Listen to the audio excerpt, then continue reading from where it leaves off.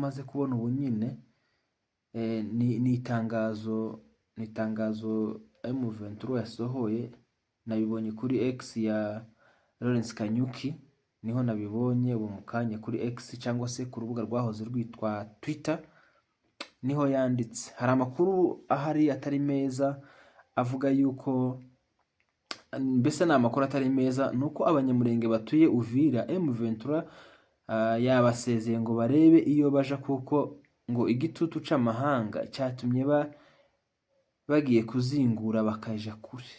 Kirungwa ubu irimo aduyi. Ni gute Kongo, igihugu ngira ngo ni ica kabiri muri Afurika mu bunini cyangwa se gifite ubutunzi, Kongo ishobora kuba ari nk'iya kane ku isi mu bihugu ku isi bifite ubutunzi, ariko Kongo ubu nyine tuvugana iri mu bihugu 10 bya mbere ku isi bikenye. Reka twihanganishe umuryango w'umunyamakuru wacu Murenge 5/5 yitabye Imana. Ni kuri babaje cyane.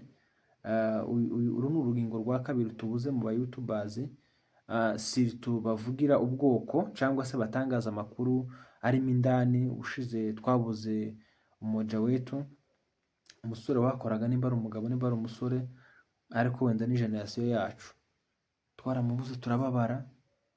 Umuntu ufite inkingi cyangwa se ufite umusanzu ku bwoko kuriya agapfa, ni igihombo kinini cyane.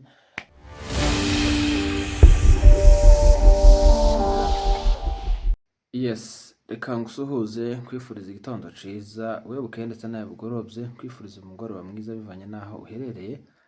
Amahoro y'Imana akomeza abana muri gahunda zawe zose urimo. Turamukije abanyamurenge bose ku isi, ukuye mu Tugara, turamukije abanyamasisi, turamukije abanyarwanda ukuyemo ibifabagane byabo, turamukije abantu bari ruguru mu bibanza by'abasekuruza amatongo ya base, aho muherereye hose. Imana ikomeze ibishimire kandi Imana ikomeze ibarinde. Turamukije by'umwihariko wewe ko subscribe kuri Ineza Live TV, uri umuntu w'agaciro kandi uri umuntu w'ingenzi, wahisemo neza cyane kuza kwifatanya na Ineza Live TV, umuryango mugari, aho muherereye hose. Imana ikomeze ibishimire. Ni ukuri mwarakoze kudukunda, mwarakoze kuza gushigikira umurimo wacu, mwarakoze kuza kwifatanya natwe. Muri abantu b'agaciro kandi muri abantu b'ingenzi. Turamukije umuryango wa M23 twirwaneho, aho muherereye hose. Imana ikomeze ibarinde kandi Imana ikomeze ibishimire. Turamukije by'umwihariko abantu bari ku rugamba, abantu batabaye, abantu bavuye mu bihugu bitandukanye bari barimo, bari barahungiyemo, bari baragiye guturamo kubera impamvu z'umutekano muke mwese muzi, kubera impamvu ry'icwa ry'abanyamurenge.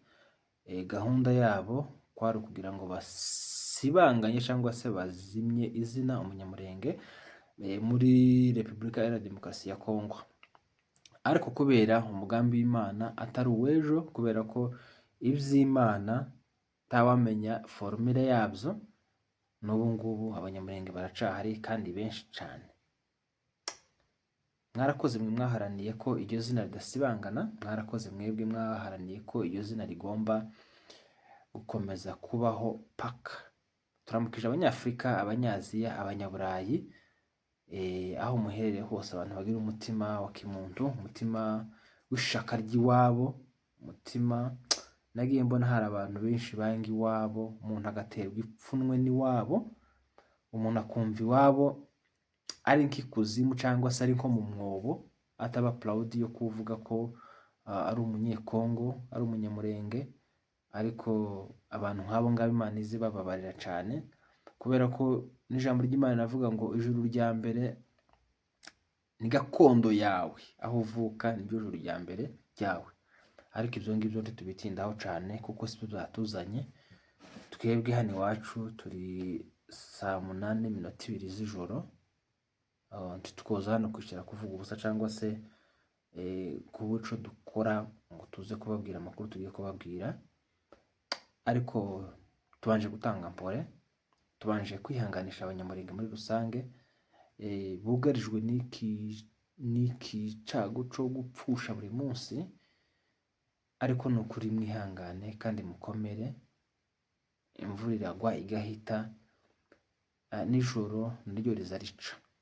Duhaye mpore abanyamurenge bose muri rusange babuze abantu, bapfushije ababo, gupfusha birababaza, kubura uwawe uzi ko mutazongera kubonana muri iyi si y'umubiri biraryana, kandi ni ikintu kikugora kucakira no kubana naco, kikanakurya cane.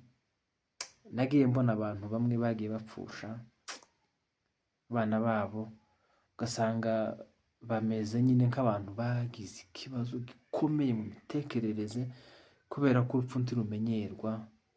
Nta muhanga wo gupfusha, nta muhanga wo kugira ibyago kiza kikugwaho kikakubera gisha, kikakugwaho ugasa naho ijuru rikuguyeho. Nta muhanga mu gupfusha. Iyo rero byaje, twebwe abari kumwe nawe turakubwira ngo komera, wihangane, Imana iguheze ihumure. Ibyo ngibyo ni ibintu bisanzwe ku muntu ufite umubiri n'amaraso, cyangwa se inyama n'amaraso. Gupfusha cyangwa se guhura n'ikintu nk'ico ngico, iyo ngo akimara kugeragezwa bya bintu byose, ngo ubwo Satani, ngo Imana yamubazaga ngo atese Satani we ngo uvuye he? Ati mvuye mu isi, wamboneye umugabo witwa Yobu? Ati namubonye. Ati niki umukeneyeho? Ati ni umugabo w'umutunzi, ubutunzi afite ndabuguhaye.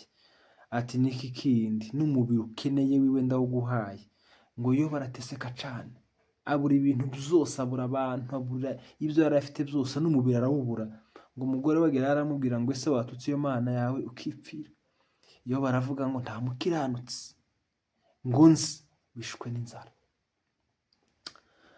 Ibyo ngibyo nabyo tugomba kubinyuzamo, kubera ko turi abana bavuka mu batambyi. Abanyamurenge bose kurya ni abakristo, abo mubona bigiza nkana ni ukwica ikintu bakizi. Ariko twavutse tuja mu Sunday school, twavutse dusanga tuba mu makorari, dusanga ababyeyi bacu basenga, dusanga community yacu isenga. Rero ni n'umurongo wo muri biba tugomba kuza tuyifashisha, nubwo nyine nari ngiye kuvuga ngo biba atari ngombwa, ariko ni ngombwa. Nuko ku bwanje ndababaye kandi cane, apana bukeya. Mbabajwe n'impfu za bene wacu, mbabajwe n'ababyeyi bari kubura abana, mbabajwe n'abana bari kubura ababyeyi. Mu by'ukuri nababaye uyu munsi kandi cane. Mari kubabara ndavuga nti ese Mana, bino bintu bizarangira ryari? Ese Mana, iherezo y'ibi bintu, amaherezo y'ibi bintu ni ryari? Twavutse dusanga iwacu haba ibita, twavutse dusanga umunyamurenge muri Kongo adahabwa uburenganzira kimwe n'ubw'abandi. Hari ibyo agenewe n'ibyo atagenewe. Twavutse dusanga turi abana bo mu miryango y'aborozi, abahinzi aborozi, ndavuga inka, ariko tukangwa, tukagirirwa nabi. Ubwo buzima tubukuriramo, abo tungana mwavukiyeho murabizi, ni iminsi myinshi twagaza turara mu bibira, tukarara hanze. Abana b'imyaka 5 baramenyereye imbeho, baramenyereye imvura, baramenyereye amasasu. Ugasanga umwana ko bararasa akumva nyine ni ibintu bisanzwe, nta gishasha. Ariko sinzi iherezo ry'ibi bintu, sinzi ngo Imana yaratwibagiwe, sinzi ngo Imana hari ico wenda twayicumuyeho. Ariko impfu z'abanyamurenge zimaze kuba too much. Turicwa amahanga akabibona. None n'icambabaje, hari inkuru maze kubona ubu nyine, ni itangazo M23 yasohoye. Nabibonye kuri X ya Lawrence Kanyuki, niho nabibonye ubu mukanya kuri X, cyangwa se ku rubuga rwahoze rwitwa Twitter. Niho yanditse, hari amakuru ahari atari meza, avuga yuko, mbese ni amakuru atari meza, nuko abanyamurenge batuye Uvira M23 yabasezeye ngo barebe iyo baja, kuko ngo igitutu c'amahanga cyatumye bagiye kuzingura bakaja kure. Kirungwa ubu irimo aduyi.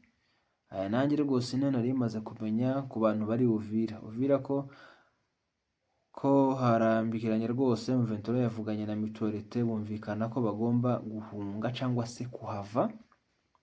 Mu by'ukuri iyi nkuru yambabaje, imara kumbabaza igitutu c'amahanga. Ico nari mbivugiye, amahanga ntabwo adukunda, amahanga ntabwo atwishimira, cyane cyane bano bazungu iyo tutari gupfa ni igihombo kuri bo, ariko twapfa bikaba inyungu kuri bo. Murabizi ko barusahurira mu nduru, ibo bakunda ahantu hari akavuyo kugira ngo babone uko biba, kugira ngo babone uko basahura ibyo bihugu. Mwagiye mubona wenda nk'abantu turi muri generasiyo imwe, mwagiye mubona ukuntu Libya cari igihugu ciza giteye imbere gishaka no gukora amafaranga yacu, amadolari bakayakuraho, ariko mwagiye mubona ukuntu bangishije ubuyobozi bwa Libya, abanyelibiya bene wabo abari bo baniyicira umuyobozi. Ubu nyine muzaho igihugu kiri carasibangamye pe. Libya irahari ariko ndagira ngo nta na televiziyo yo kubwira amakuru yaho. Venezuela naho mwagiye mubona ukuntu amadura agiye bakanira, ariko bakagera bamutwara. Amahanga, bano bagabo b'inzobe, bano bagabo bera baratwanga. Gupfa kw'abanyamurenge, gupfa kw'abirabura, gupfa kw'abanyafurika ni inyungu zabo. Noneho mukagira nk'ubuhanya, niko navuga, mukaba muvuka mu gihugu gifite ubutunzi nka Congo, nka Libya, nka Venezuela, bino bihugu bifite ibituro, bifite amabuye y'agaciro.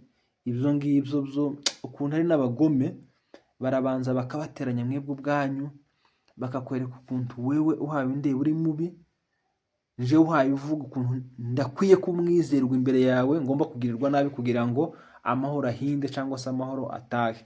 Iyi nkuru rero yambabaje cyane yo kuba M23 ihayiva muri Uvira kubera igitutu c'amahanga. Ese ayo mahanga tubanze twibaza, ese ayo mahanga ntabona ko M23 ari abacunguzi b'abanyamurenge? Ntabona ko M23 ari abana b'abanyamurenge? Ntabwo tuvuge ko itabizi, irabizi, ahubwo ico idashaka uyu mutuzo, uyu mutekano, uku kuryama abantu bari muri Uvira bagasinzira. Aya mahanga ntabikeneye, akeneye ko amasasa avuga ku manywa na nijoro, akeneye ko impunzi ziba nyinshi. Mwagiye mubibona byinshi, murabizi no kundusha, kandi ndizera ko mpambwira abantu bakuru bafite n'ubwenge batari abana.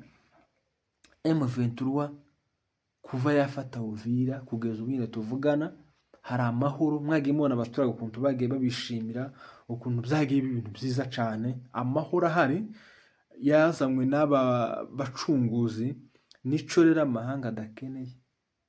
Ni gute Congo, igihugu ngira ngo ni ica kabiri muri Afurika mu bunini cyangwa se gifite ubutunzi, Congo ishobora kuba ari nk'iya kane ku isi mu bihugu ku isi bifite ubutunzi, ariko Congo ubu nyine tuvugana iri mu bihugu 10 bya mbere ku isi bikenye, kubera ubutunzi bwacu tibukoreshwa n'abene igihugu, bukoreshwa n'abanyamahanga. Igihugu kigurishwa n'abayobozi.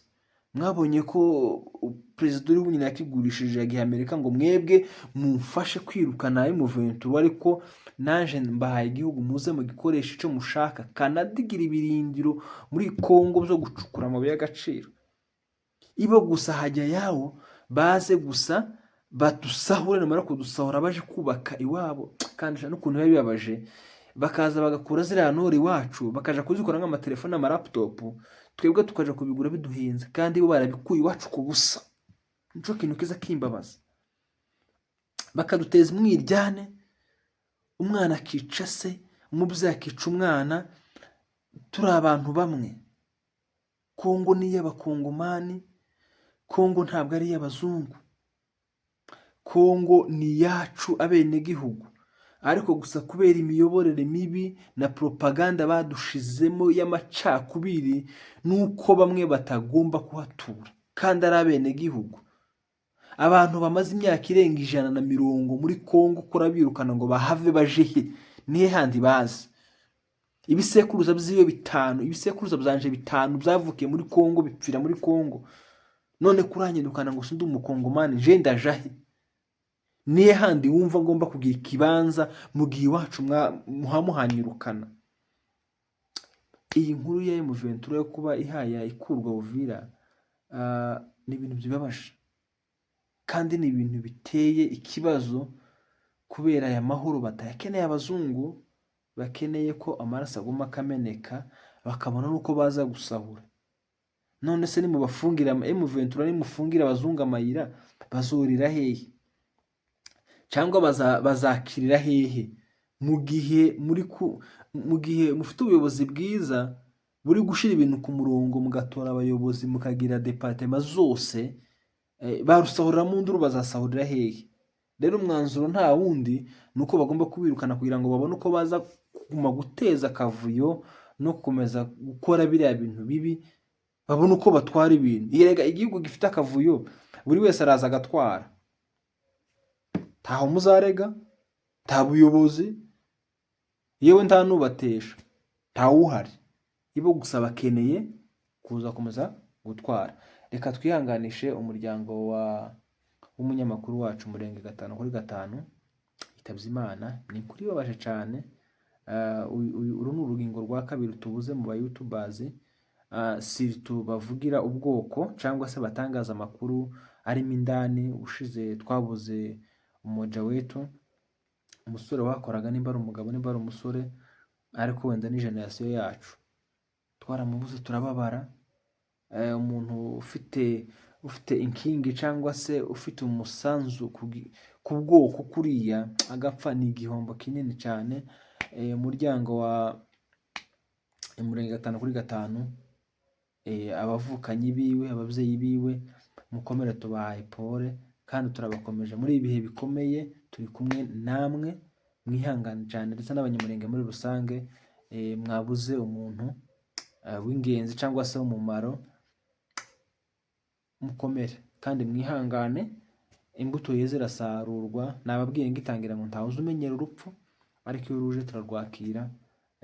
Naje nzapfa, naho watureba uzapfa, ntawe uzatura nk'umusozi.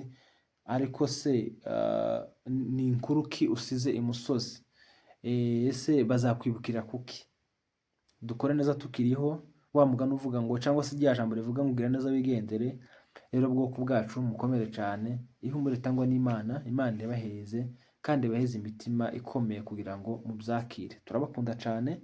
Ayo ni amakuru twari tuje kubagezaho, atari meza, ariko nyine mugomba gukomera, mukihangana, kubera ko turi mu isi yo kubyara, isi yo gupfusha, ni isi nyine icafuye, irimo ibiziza ntajya bavuga ibintu byose by'amoko yose. Muri iyi si uzabona ibintu byiza, uhabona ibintu bibi, uharwarire, uhaburire urubyaro, uhapfushirize, iyo abantu bakwange, ubeho nkaho uri Nyakame kandi ufite umuryango. Ni isi niko imeze, kuko Abanyamurenge tubayeho nka ba Nyakamwe, dufite igihugu, ariko gusa kubera inyungu za bamwe biba bigenda gutya. Rero turabakunda cyane. Reka tubabwire ngo mugire iyinga ryiza, Imana ikomeze ibarinde kandi Imana ikomeze ibishimire. Mwakoze kubana natwe, amahoro mu mutima n'amafaranga mu ikofi. Ibiganiro byacu nakagaruka. Ciao ciao, bye bye.